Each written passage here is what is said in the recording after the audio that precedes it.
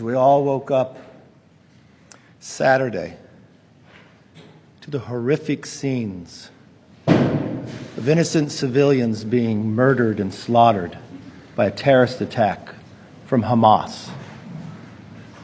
I watched with horror of what was transpiring. As many of you know, ever since I've been in Congress, I would lead a delegation to Israel every term.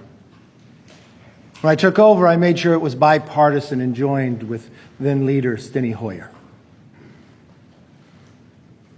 to get a clear understanding.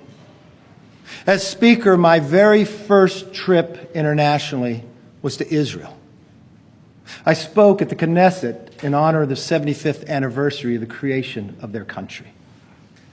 At this moment in time, I think about what I said inside their chambers. I said, our values are your values.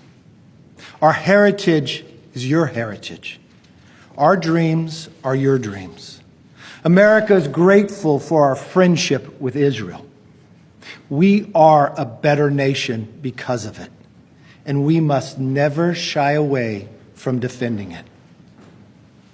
Now is the time for action. America needs a 5-point plan to meet this moment, to help our ally Israel, and to strengthen our own future. The very first thing we need to do is rescue the American hostages. President Biden's number one priority right now must be finding out how many Americans have been taken hostage and get them home.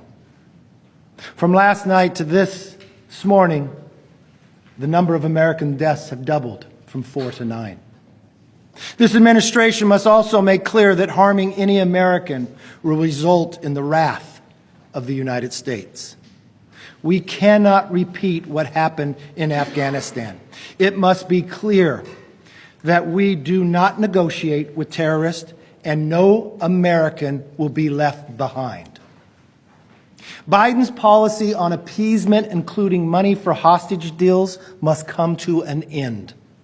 His policy has only emboldened terrorists. And handing over $6 billion to Iran only helps the cause. In explaining that to members of Congress, they said they had provisions to refreeze the money if Iran has done something wrong. They should freeze the money back today. Secondly, the leader of Hamas is reported to be sitting in a 5-star hotel cheering, watching women, children, grandparents being slaughtered and murdered in the streets. President Biden should demand his extradition now. Second, we must be there for our friend Israel. And what that means, it means action now. You see, I've been down to Gaza many times. I've sat next to the Iron Dome in a bipartisan group of members from both sides of the aisle. When we talked to those soldiers and asked them what they feared, is to be overwhelmed. See, a battery of an Iron Dome would go up and knock out a missile. It would first calculate where that missile was going and go next to it and knock it out. But it only has about 20 missiles at a time. We're watching 5,000 go. We always knew their plan was to build enough missiles to overwhelm. And that first set of missiles to be dumb missiles until you took out all the ability in the Iron Dome to knock them down. Then you send the precision-guided long-range missiles to go to larger populations. We need to resupply Israel where they have no doubt that they will ever be overwhelmed. Third, we must confront Iran. Hamas is Iran's proxy. They brag that they were helped by Iran to attack Israel. We must counter this new axis of power. It's an evil axis of Iran, Russia, and China. By building stronger coalitions across the Middle East, we must also expand the Abraham Accords to promote peace and freedom. 3 years ago, there was not war in Europe or in Israel, but today there is. The United States must reinstate the maximum pressure campaign against Iran. Refreezing the $6 billion is only the start. But under the last administration, Iran was only producing 400,000 barrels of oil a day. Now it's 3 million. They're making billions of dollars. If you look at the foreign currency reserves, 3 years ago, Iran had 4 billion. Today it's 70 billion.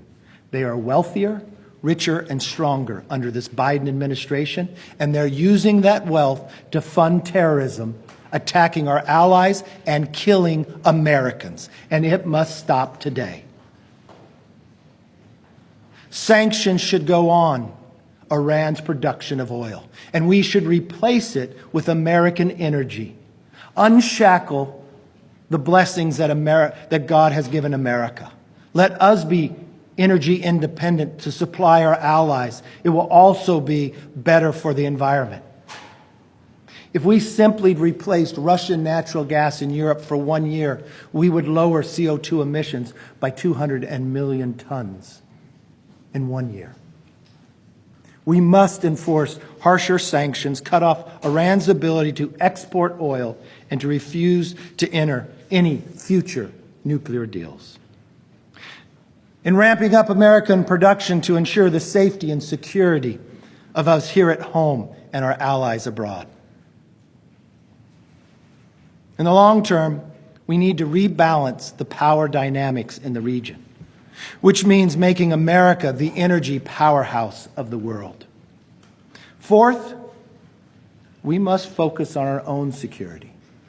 This just wasn't a failure in Israel on their intelligence community. It was ours as well. Why did we not know this was taking? Why do we have a Secretary of State who says he has no knowledge if Iran wasn't involved? He has less knowledge than the Wall Street Journal of meetings in Beirut and others, of a sophisticated plans going on for months. In an own Twitter notice of more than 40 days ago of Hamas telling us preparing for war. In looking at our own intelligent failures, we have to look to our border. In 2019, there was 0 arrests of people on the FBI terrorist watch list trying to come across our border. Just in this year alone, there's 151 from 160 different countries. In my own state, we caught 2 coming from Yemen on the terrorist watch list, from China and others. Why are they coming to America? What do they have planned? And who are they communicating with? President Biden has said previously that he believes the number one threat to America is facing is climate change. That is not true. The number one threat killing Americans is terrorism. The number one threat is an open border. The number one threat is weakening our economic power by lowering our ability to produce our own energy. Our number one threat is appeasement and funding Iran. Our number one threat is letting the buildup of the axis of the evil power of Iran, Russia, and China. Rather focus on his Green New Deal, he should focus on protecting the American people. We need an immediate assessment of our own areas of weakness and a glaring weakness in our own southern border. We know that individuals on the terrorist watch list has crossed Biden's open border. Who are these people?